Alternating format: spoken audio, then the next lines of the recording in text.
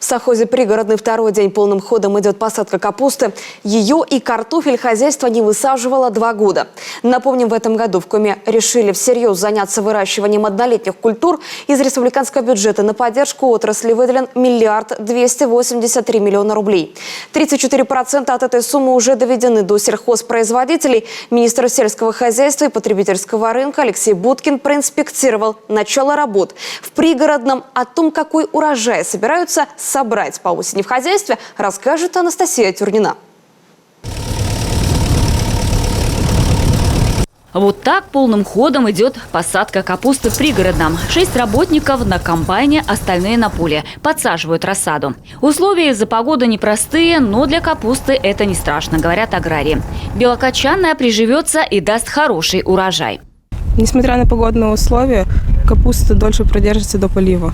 Но она не такая придирчивая, идет к холоду. То есть, в принципе, как раз сезон сажать 20-25 мая. Эти поля пустовали 2 года. Это хороший перерыв. Земля отдохнула и готова взрастить здоровые качаны. Рассада выдалась отменная. Это проверенные в свое время голландские гибриды. Показывают хороший и стабильный урожай. За неделю хозяйство высадит 3 гектара. Всего же планируют 15. Площади увеличивают в 3 раза. Капуста будет в продаже всю зиму. Гораздо больше и заквасят. Этот готовый продукт славится на весь регион своим полезным составом. Мы видим, что цена на картошку и капусту в магазинах очень высокая. Поэтому мы надеемся на то, что это производство принесет нам не убытки, а прибыль.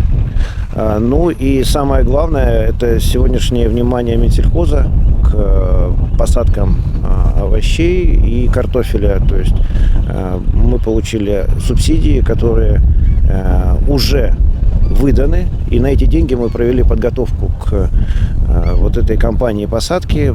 Был приобретен посадочный материал, удобрения, препараты защиты растений. В своей очереди ждет и картофель. Семена Пригородный закупил из селекционных центров Санкт-Петербурга и Новгородской области.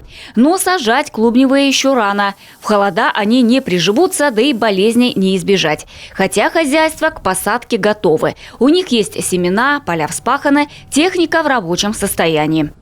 Темпы проведения весенне-полевых работ, несмотря на непростую погоду, радуют. Вышли мы на неделю позже, но уже вспахано около 60% площадей.